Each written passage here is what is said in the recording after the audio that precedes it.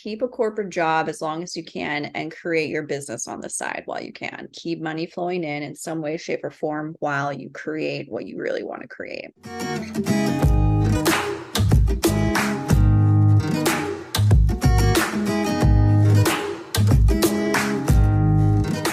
Okay, guys, on today's episode, we have Raechelle Minney, and she is the founder of Her Yep. Money Club, and she's helping women to get to their first 100K.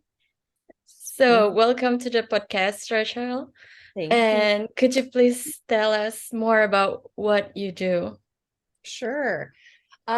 So for me, I started in finance 17 years ago and really 10 years ago saw a need for helping women with money and finances and financial wellness versus what I did in my day job, which was sell a lot of products, sell insurance, sell investment products. And there's still a gap in how much women knew about money enough to feel comfortable investing and doing the right thing with their money or what they thought was right. So I started a program to help women with money mindset, money habits, and it's kind of just grown from there.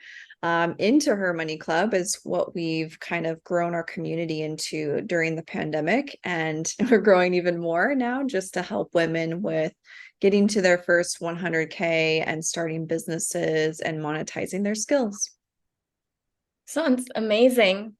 Are they all like working at corporate job, or you start them from zero to help them start from zero? How does it work? Yeah, that's a good question. It's funny because I never knew what to call myself. Am I a business coach? Am I a finance coach, a money coach? Yeah. Because my experiences in all of those things.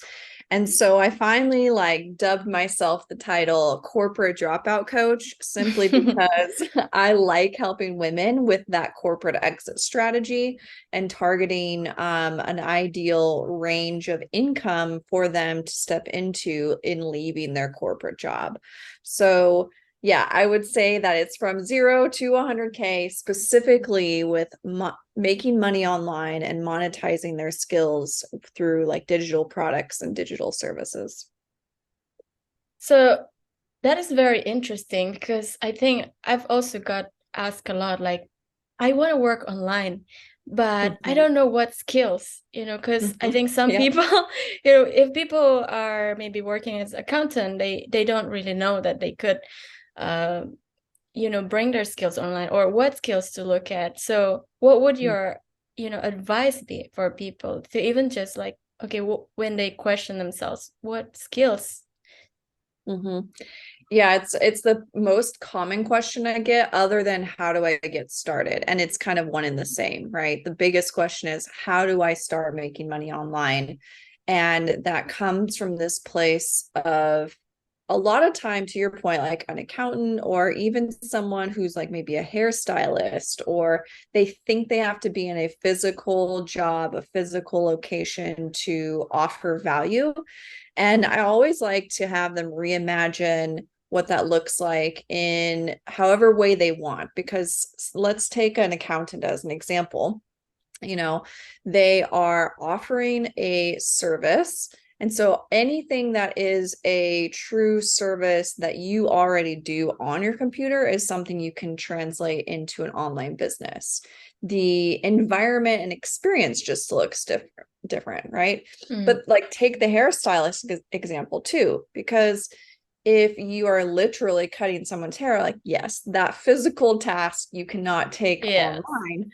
However, I worked with someone who did take it online during the pandemic, and she started offering self-teaching classes essentially to people to cut their own hair from home during the pandemic, right? So she figured out a way to make it an online experience. Mm. But I think the biggest thing is thinking about your skill stack, right? An accountant might eventually want to make more money, might want to hire people, might want to own their own business. And so the actual skills of having someone come in, meet you face to face to do your accounting, you would just hire people to do that for you if you owned a business, right? So you Yeah. wouldn't have to be the face of that business, and you could make it a remote type of role, and really for everyone if you wanted to. So it's just, I think, helping people imagine more possibility and get creative with how it can be done and asking different questions.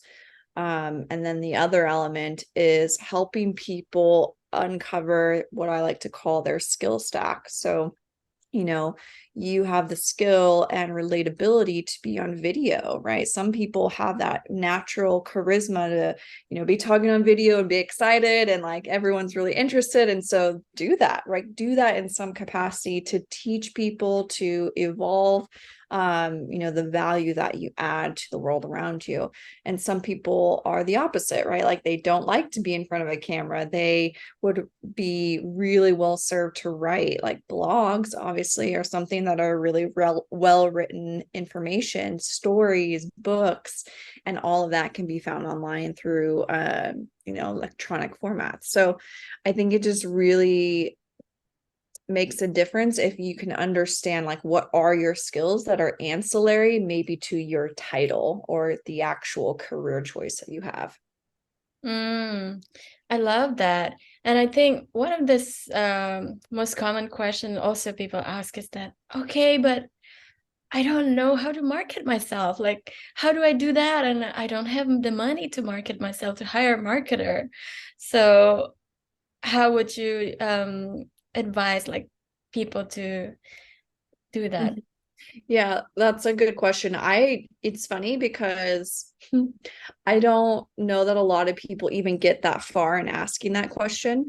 But I love that, that's coming up for you and that you're getting that question because that is the next best question, right? Yeah. Most of the time I get a lot of people are like, okay, that probably means I need to like start a website, and they go through this long laundry list of administrative things they think they need to do to have a Yeah. business online. But the next best question is market, market yourself. Yes, yes. So to answer this question, and what I did really early on, even when I didn't have a ton of money, I knew I wanted to invest, and I knew what I wanted to do to market myself and create community. Community is very, very, very important.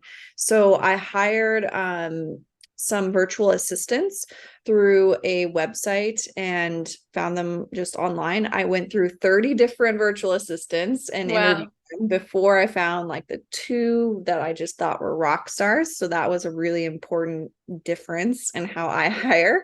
Mm. That I've noticed compared to like some of my clients. And so I used their knowledge and their, manpower essentially at a very low cost in order for me to get ramped up. So I would be doing podcast videos and, creating the content essentially for online marketing. And they would be the ones cutting it up, transcribing it, putting it on the website or, in a community or, on social media. And so the process was a lot easier because all I had to do to show up for is be the brain essentially behind content marketing.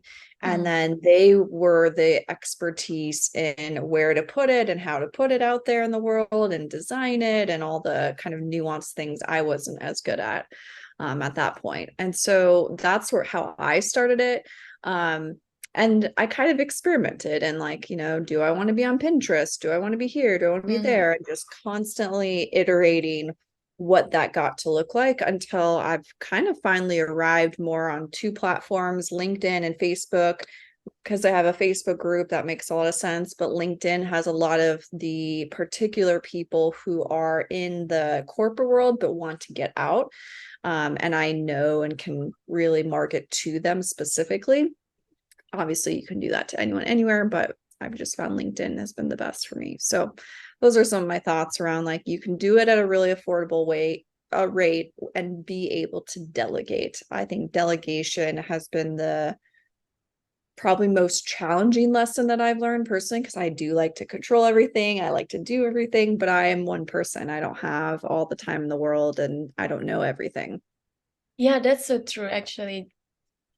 being the perfectionist and just trying to let go. Okay, trust them. But I guess that is why that you also interviewed 30 people to find someone that I guess you can, okay, I can trust this person and let her do that. Yeah. Yeah, I think that's a great advice. Another thing people often question, or I guess blocking them from starting, is that I don't know what my passion is.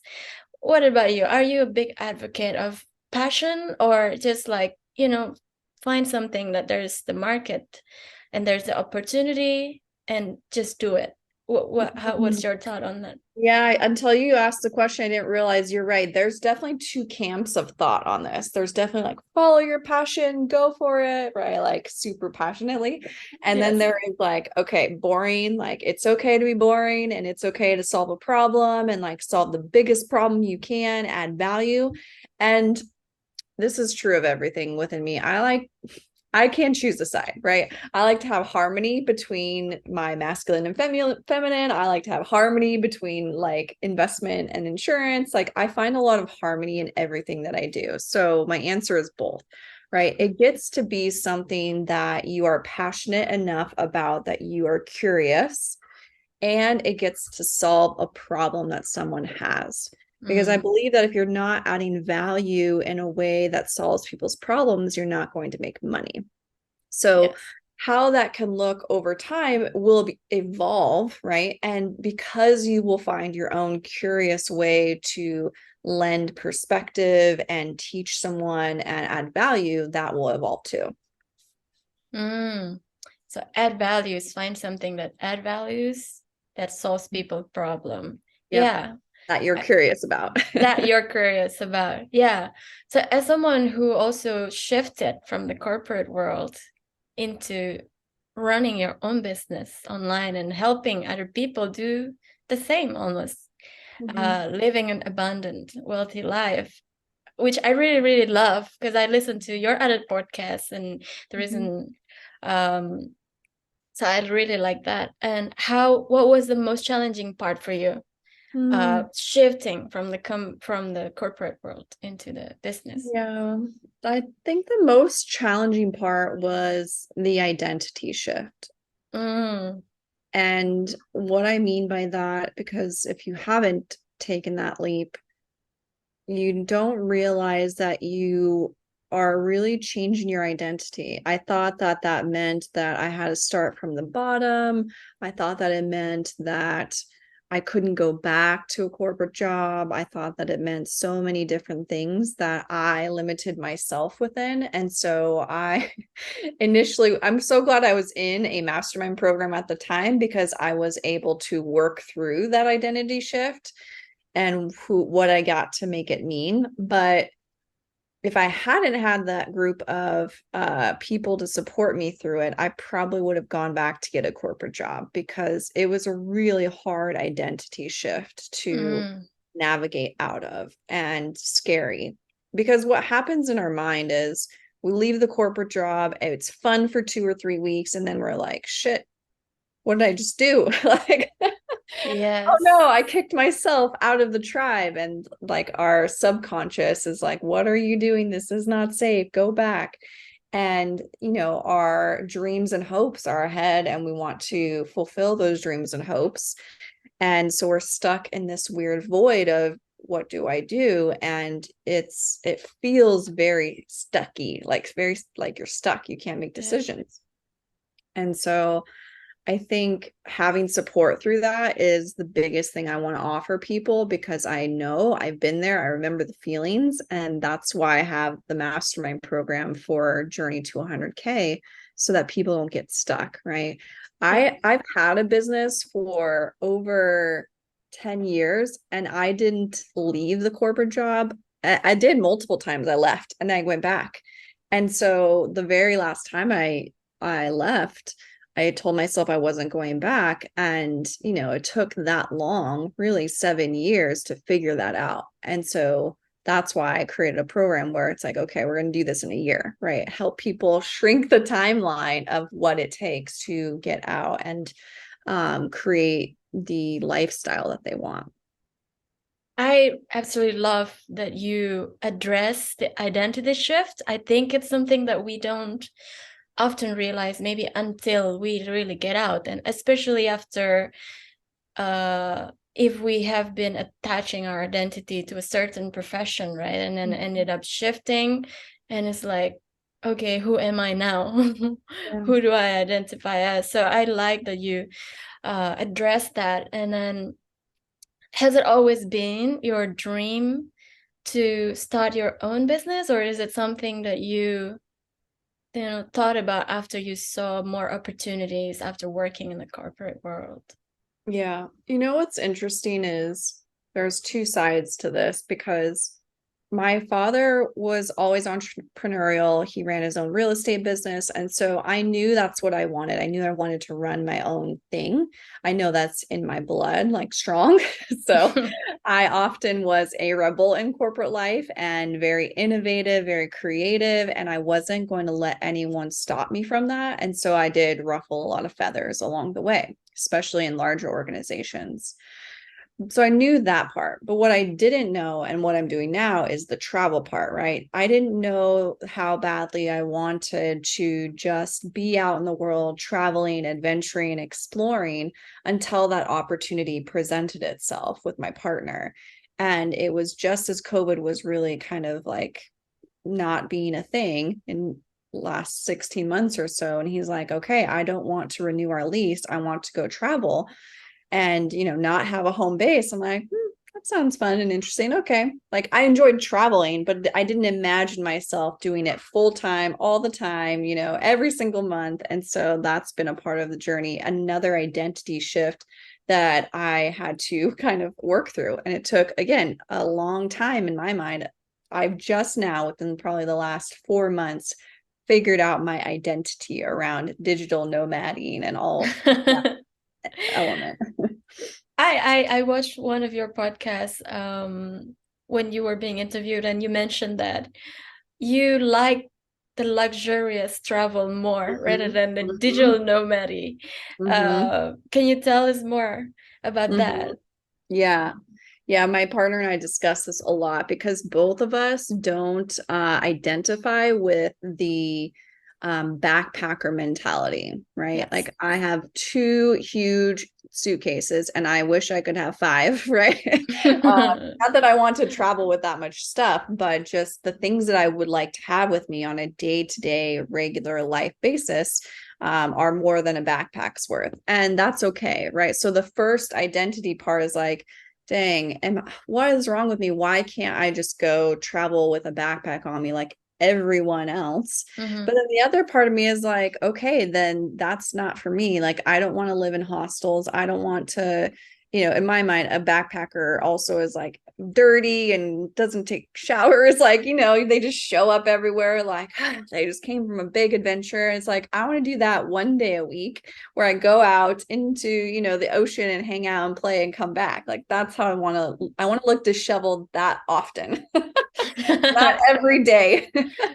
And so I just had to grapple with that identity shift. And we both have come to the conclusion in the last few months, like we're definitely more modern nomads in the sense that like we like to dress up, we like to look nice, we like to, identify and look like business people, not backpackers. And we're going to carry a lot more stuff than other people, and that's okay too. And it's just like becoming okay with the way in which we go about it, and it doesn't look like how we think it should look. Yes, that is very interesting. How did you deal with that? Maybe like, did you feel some kind of shame that you couldn't deal with being a bad baker to being okay with what you like and enjoying that, and it's just different? Yeah, definitely some shame of like, why am I not resilient enough? Why do I need all these things? And, when you go on this journey, it's like, let go of all the things. That's really what you're asking yourself to do. And so it's like, am I not willing or able to let go of the 2 bags of things? I'm like, I let go of everything else. Am I still holding on? And it's like, no, it's not that. And then, it's asking yourself all these questions. And then on the other side, it's, can I even be okay with like how I want to still have a home base, right? I'm trying to fit my life into this narrative that I didn't create. And it's like, why? I'm doing that to myself. Yeah. And even if I come across other nomadic people, they're not judging me for having two bags. Maybe they are, but who cares? Like, Yes. who cares? And they, we all help each other out and we share ideas and the ways in which we've all chosen to go about it.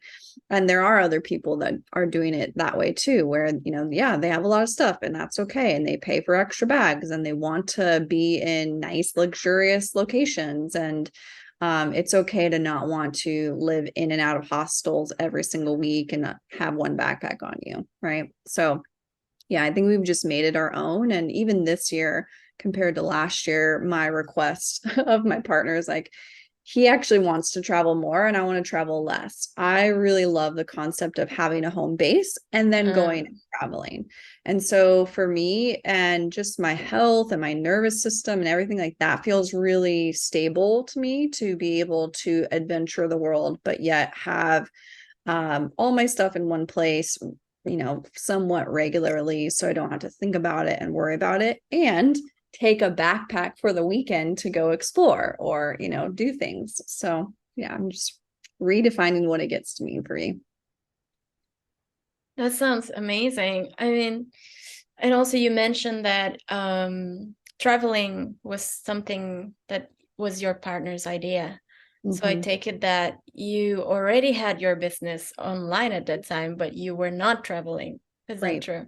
So how did that change the way that you run your business now that you are traveling? You're asking all the good questions. Thank you. Because last year it was challenging. It was very challenging to do coaching, really live conversations from wherever I happened to be in the world with people who were stable, right? People who were in one place, one time zone, and often not my time zone and not even close. So I ran a mastermind program all of last year, which I knew would be a challenge.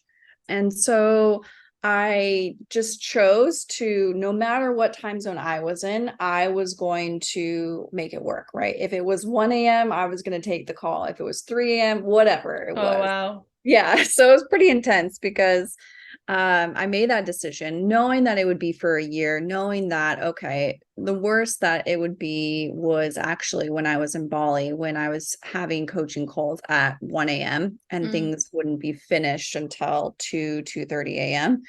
And it wasn't that bad. It wasn't as bad as I thought it would be. I just got flexible and rearranged my schedule. However, this year my partner and I are being super mindful about that. And for me, at least, I've transitioned into, instead of expanding this mastermind and having all these calls, I decided, well, I can change my business model and I can create passive income through courses and through a membership. And so now that's what I'm focused on, is selling the Money Library, which is this massive library of information that I've created, and I didn't know it until I looked at it, like, oh, there's 150 different lessons in here that I can utilize and sell and create a membership out of. So yeah, I created something new and now that's selling. Wow, that's awesome. So you stopped taking the one-on-one call now? Yeah, I just have one mastermind call that I host and that's it. So I went from 8 to 10 calls from a coaching standpoint down to 1 per week. Oh, so not even one-on-one, it's a group because you're hosting. Yeah. That's awesome. Yeah. I love the idea that you even reshape your business to your lifestyle. Yeah. Yeah. And I decided this is what it gets to be. Yeah, I think that is amazing. And I also really, really love what you do in teaching people to, have the wealthy mindset. And having worked with many women, because your business is women focused, having worked with so many women, helping them shift their career from corporate job to having their own online business, what do you find is one or two most common challenges that makes it hard for them to leave their corporate job? Yeah. I'd say the hardest thing is the money piece. Uh, And it's because there's so much stability in a corporate job. And it's funny because when they come into my mastermind program and I teach them how to make money other ways, and they do, one example comes to mind, Rebecca, who, she makes, I'm thinking in euros, but like in dollars, maybe about 80K a year. We taught her in 7 months to literally double that and more. Like she made $125,000 more on wow. top of her job. Oh, wow. And we did it in a way because I'm really big on time management and productivity. She basically came to me with working her job 60 hours a week. We lessened that to 20 hours so she could figure out how to work her job in 20 hours and then work her business in 20 hours. So she had a 40-hour week, a full 40-hour week, Mm. timeline. And that's what she created from that. And then afterwards, she's like, I kind of want to just keep my job because why not? Right. And it's like, I mean, yeah, sure. So that's like, the pinnacle of success where you Yeah. actually learn to set boundaries, you learn the time management pieces and the productivity pieces so that you can have both and keep the stability. And she likes the stability and doesn't hate her job, right? Like Hmm. do it. So for someone who is a little bit like less resistant to the corporate life, like why not? Why not have both? Because now you can, and now you're really building wealth in a new way. And at some point, she might decide, I've been doing this for 5 years and I've made $600,000 in my business and I'm going to quit because I can retire now. Right. So that's a different type of decision point. And that's what I would love for every woman to have is just choice in Yes. figuring that out and managing their time super effectively.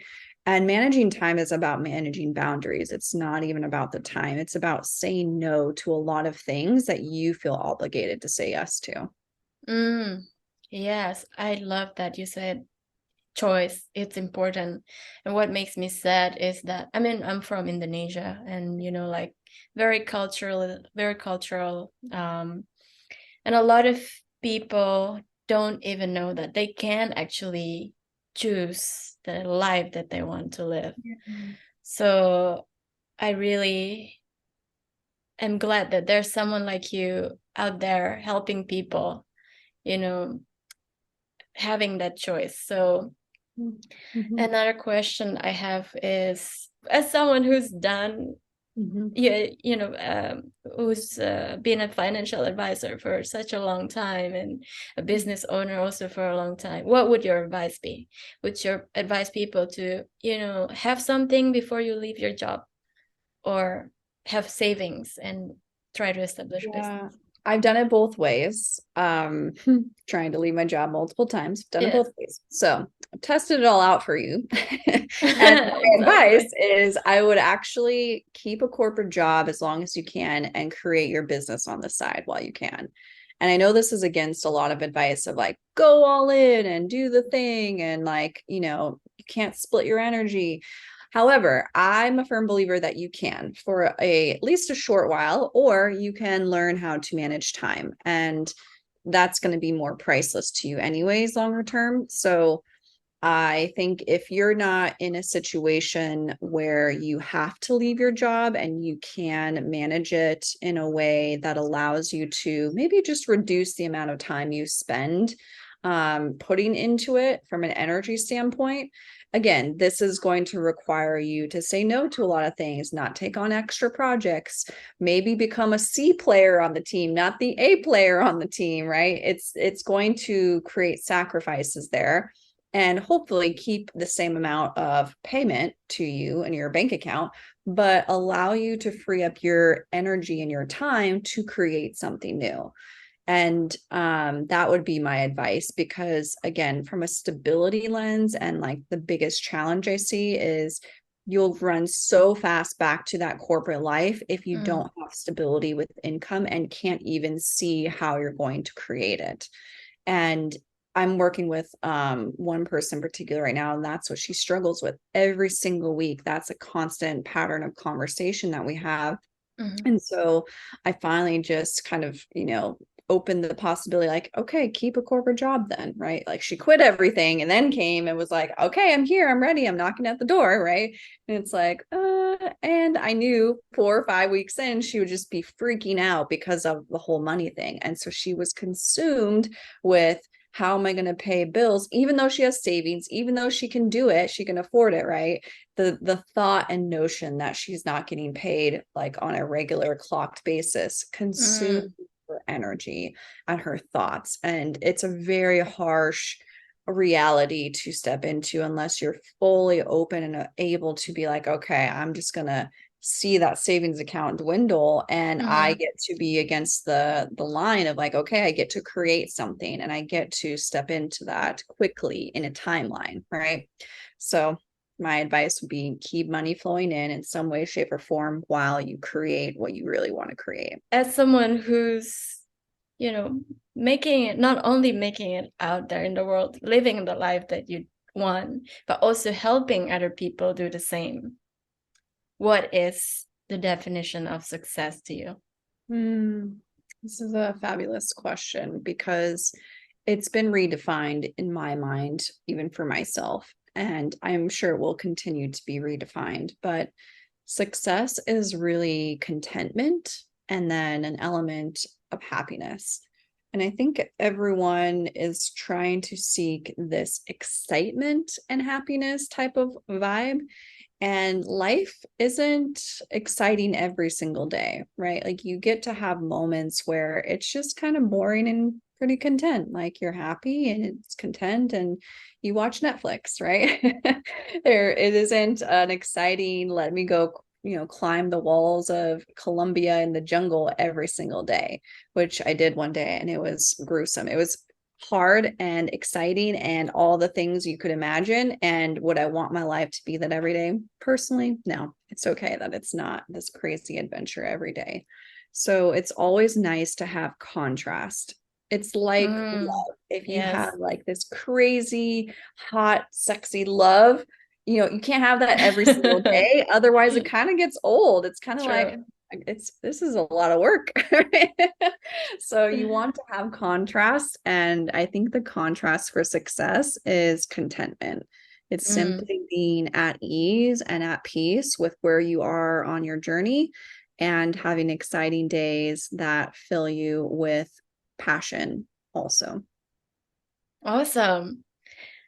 I love that you mentioned contrast, and that led me to my next question. I feel like I have to ask you this because you are someone who's teaching people to build wealth. So how do you think money relate to happiness, if at all? Yeah.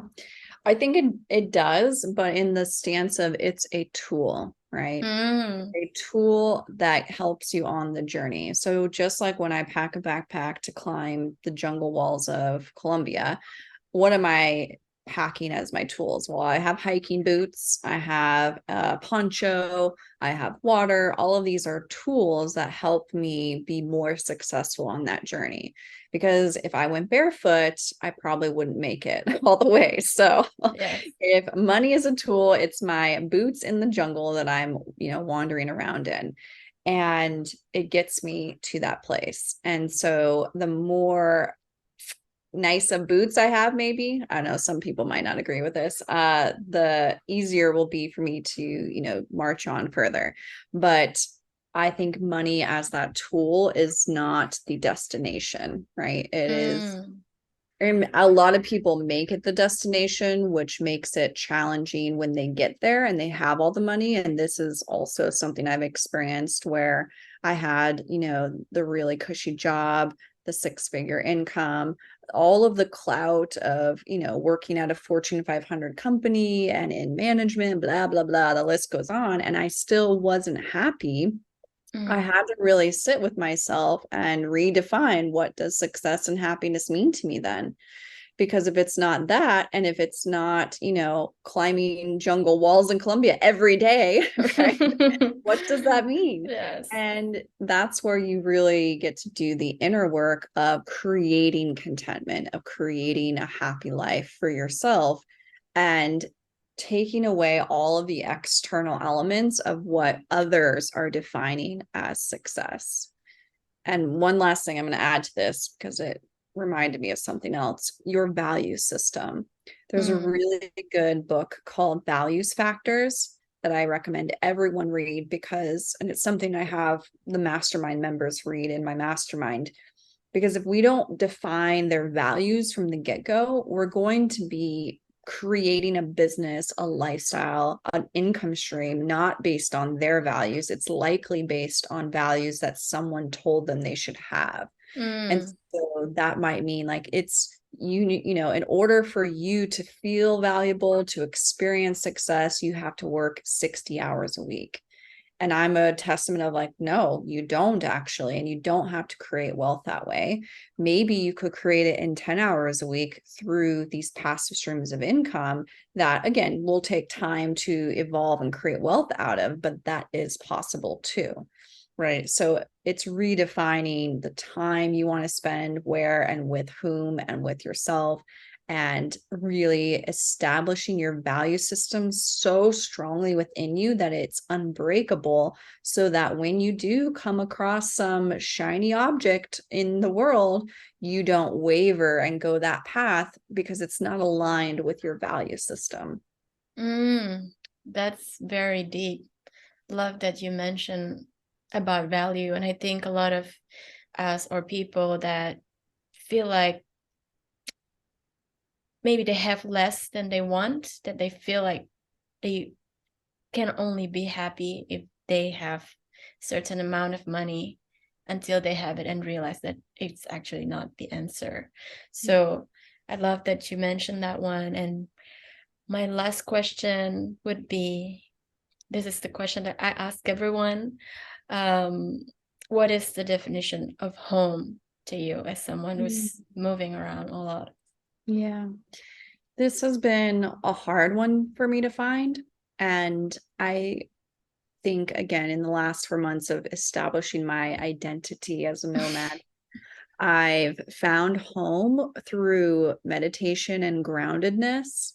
I've meditated throughout this journey and for the last 3 years, but I've established a new place in my mind to feel home. And it's this beautiful kind of imaginatory experience in my meditation experience that I create, where I literally imagine myself, my legs grounding into sand, like I'm on a beach. It's beautiful. My place is always the beach. I love the beaches.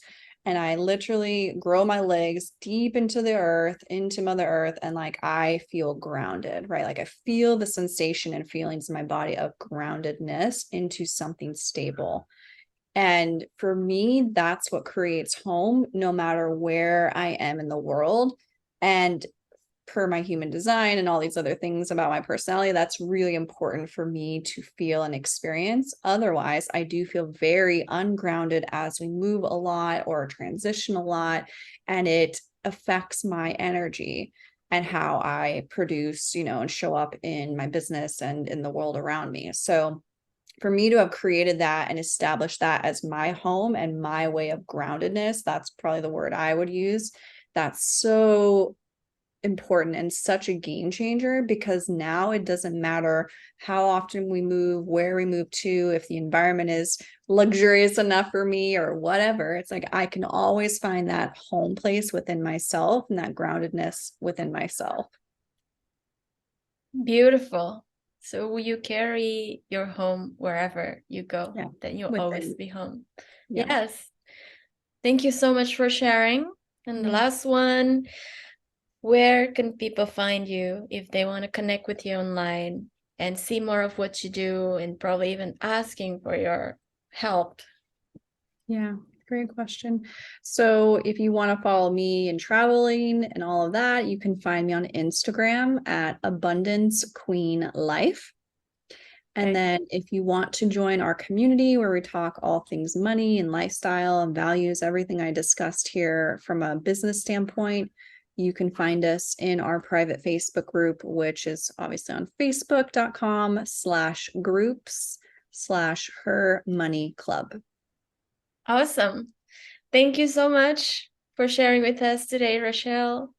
And you have given solid advice. I can't wait to share it with our audience. Thank you. Thank you. Thank you.